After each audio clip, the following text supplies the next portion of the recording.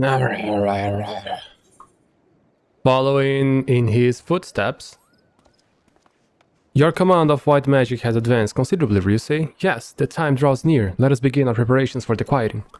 As its roots, the right ritual is no different than the acts of pacifying that you have already reformed. The difference lies only in the difficulty of the effort. The Great One possesses a power unfathomably more immense than the elementals you have communed thus far. Power so immense that a mage might be easily overwhelmed by the sheer force of its will.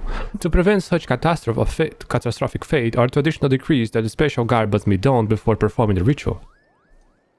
I have prepared for you these pieces, but I fear they will not avail to you in their current state, so it is that I would send you on a journey. I trust you know the story of Ato Akant. Rare among the Pachal, he left for the forest behind to travel the realm, healing the land and its people. A tribute to his wanderlust after he passed. His ashes were divided among several urns, which were in turn carried to the far reaches of the realm. And it was there, the distant lands that the great mage so loved, that his ashes were buried and monuments erected in his honor. You are to go on a pilgrimage to these heights and receive the blessings of your forebear. Only them will the garb gifted be imbued with the divine powers. Mind you, you will find that these places are not welcoming as they might have been in the Master Atoa time. The first site is on the shores of western Lunosia, in a place feared as the Serpent's Tongue, home of a band of vile pirates. The next is to be found in the Mordona, in that overgrown labyrinth of roots and vines, so affectionately known as Tetango. I do hope that Master Atoa ashes have survived to the most wretched environments. The third site I would have you visit is perhaps the most treacherous location of the lot, Ralbone's Push in Northern Talon. A stone thrown from an Imperial stronghold. I urge you to exercise caution. I have to pray in those places? Damn. Oh, damn. Alright, my sweet little... not Pegasus. Unicorn, that's the name. We need to run. That's quite fucking far.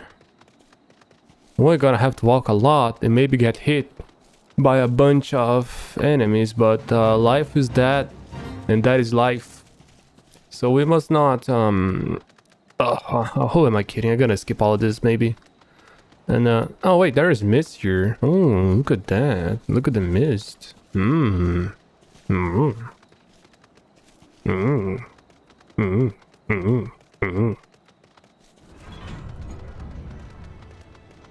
Alright, self skills hagen. Jump.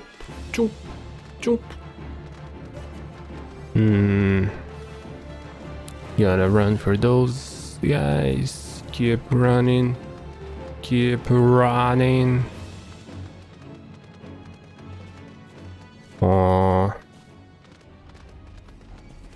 No, get off. Oh my. He spat on me. Okay. Alright, those guys might be aggressive, so I'll just... Ha! I have to pray, right? Pray.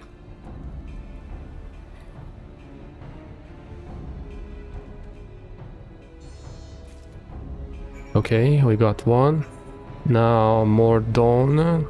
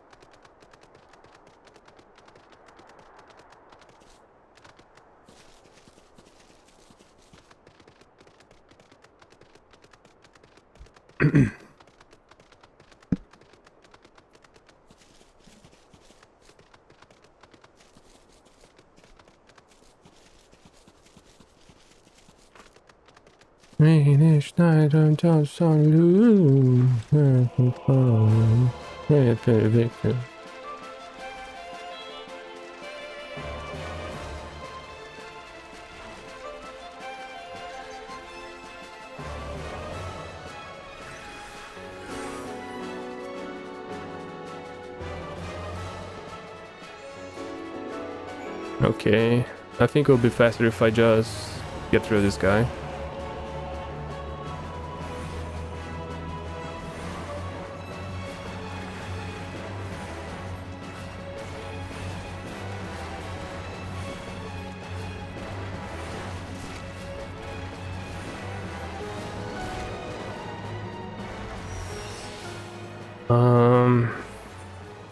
Rauburn's push.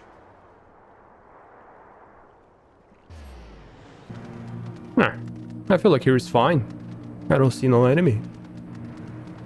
She said this would be the most treacherous one, but there's literally no aggressive enemy in the path. If anything, this one's the easiest one.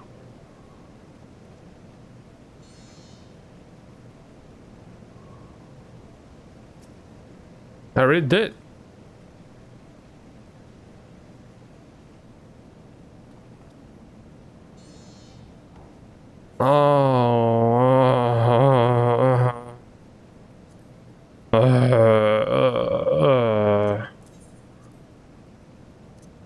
Fuck that shit. I feel like I did a mistake.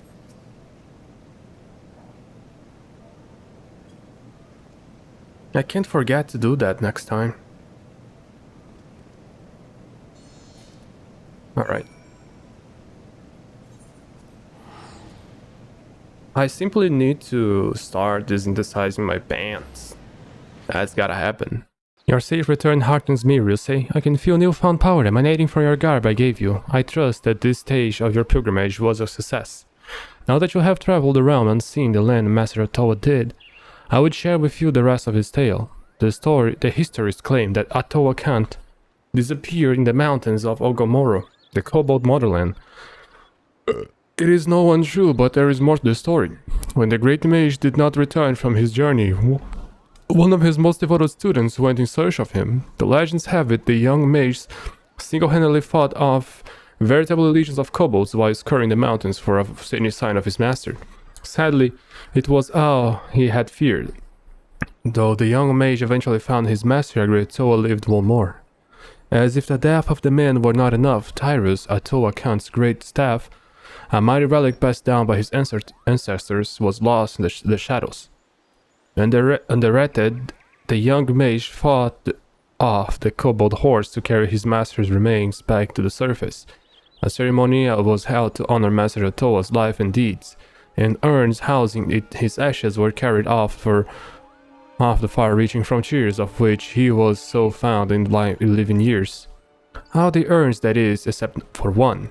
Yes, though the precise location is known only to a few, Master Atoa also rests close to home. Here in the Twelveswood, not far from Proud Creek, you will find yet another monument of the great mage. Take with you this habit and pay your respect as before. If you keep pure intentions in your heart and in your mind, then the healer's robe shall be your reward.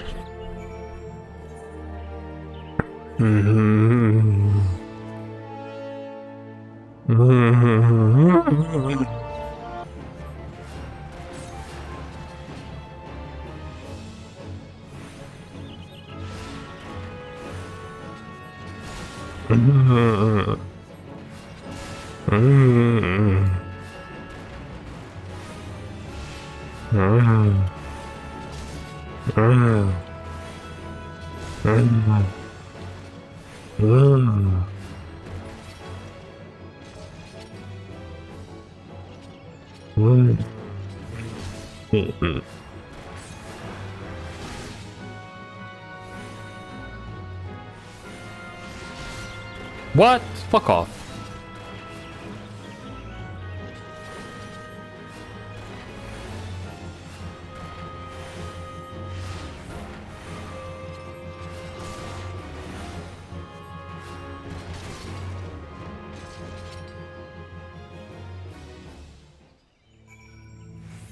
Bro, we still won't complete this quest though. What?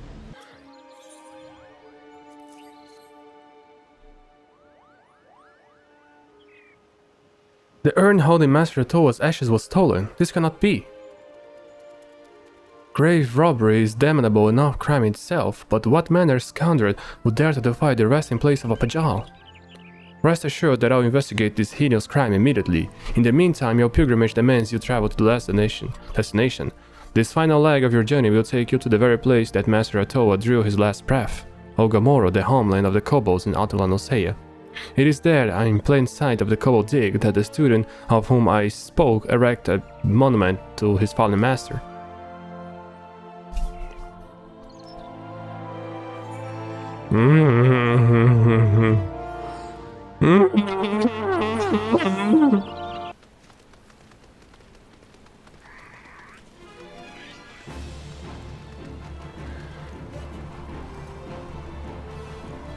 No, please don't.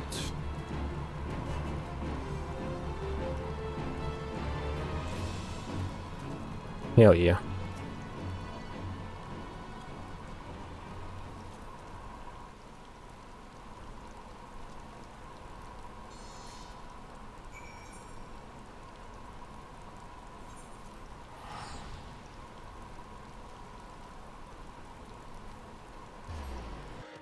Alright, I'm back. Welcome back, Ryusei. The journey was not easy an easy one, I trust, and yet I knew a Master Atoa would guide you safely back to me. In your travels, you have received the blessing of our great ancestor, and yet this was not the sole reason I sent you on this pilgrimage. Perhaps you sensed something in my intention during your trip. Yes, Ryusei. As he who would inherit the Master Atoa's legacy, I wanted you to truly walk in his footsteps, to see the realm in both its beauty and its suffering with your own eyes, as the great mage did so long ago. And yet, it is strange, no? A pirate's lair, a rupert jungle, mountains of fire, of all hostile environs which you journeyed, a single grave despoiled was that which rests right here in your forest home. I suspect that it was the handiwork of the witless grave robber, but wretched someone who knew all too well to the value of that which was buried within. We must uncover the truth behind this crime and return Master Atoa's ashes to their rightful resting place, and quickly. You are with me, yes? I mean, I bet my ass it was your brother. Yearn for the urn. Grave robbery is a lodestone enough crime on its own right, but to defile the right resting place of a Pajal, such an act could only be performed by the lowest bandit scum. Though I would like to think that the elementals have already delivered due justice to the villain, we must take no chances in allowing them escape. Whilst you were away, I put my best Mughal on the hunt, searching for any sign of culprit or the stolen remains. I dare say he should have a clue or two for us by now. At least he better, if he values that little ball on his head. Suffice it to say, though many Forestborn think of the Mughals as blessed, my own personal experience has found them to be more touched than anything else. Alright. Oh, mistress, you shouldn't say such hurtful things. It is unbecoming of a Sitseer. Kupo? But fine, don't listen to me. Why, I told her just the other day that this is why she remains, shall we say, unspoken for. She might not react to that phrasing at present, but her ire was indeed fierce, Kupo. Of course, you have not come to discuss my mistress' temper, but the grave robbery, a most unforgivable act of villainy, if I do say so myself, which I believe I just did, Kupo. I am pleased to say, and you will be pleased to hear, the culprit did not escape Mughal eyes, Kupo. Well, my eyes he did escape. My associate Pukunopoki, however, claims to have seen a band of ruffians skulking off in the direction of Red Belly Hive with fires out and sundry stolen goods in tow. Among them, a rather conspicuously elaborate urn, Kupo.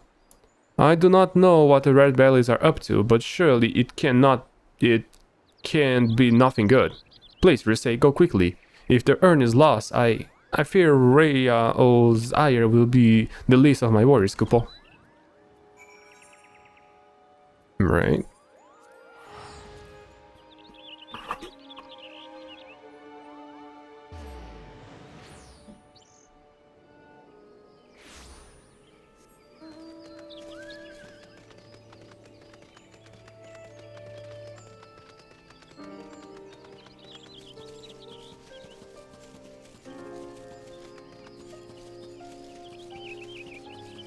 Yeah. How am I... How much... Oh, okay. These thieving crooks, those crooked thieves defiling the resting place of Pajal. Why, no amount of thrashing, lashing and bashing will suffice. Kupopo? Why, it isn't the dashing white mage Kupocha spoke of, and not moments too soon. Why, I was just about to swoop in and give them their Kumo pants myself. Now that you're here, however, I believe I'll just stay back and enjoy the show, Kupo. Those villain red bellies tossed the Yearn to some shram-shrackle wagon, a most ignoble fate of Pajal legend, I do declare, and carted it northwise towards the knife. You will retrieve it safe and sound, won't you, Kupo?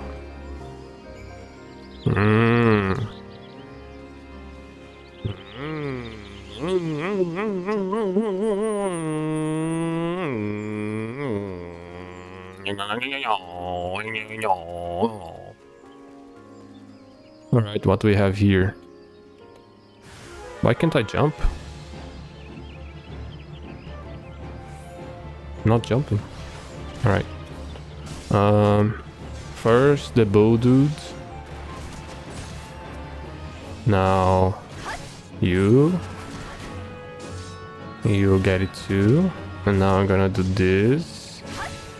And I'm also gonna do this. I'm gonna put this in here. That.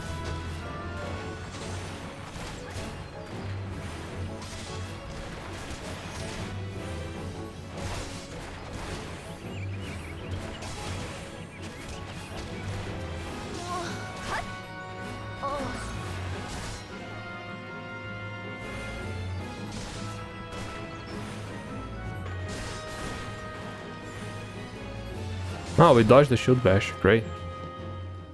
Alright, where this Yearn is. I thought for sure that the little kid would have stolen it. But I guess not. Thank you, Rusei. The remains of our exalted forebear hauled away by brigand like a sack of loot. Is that what our land has come to? There can be no doubt. It is the Great One's fury that brings such chaos to Twelveswood. The situation is grave indeed.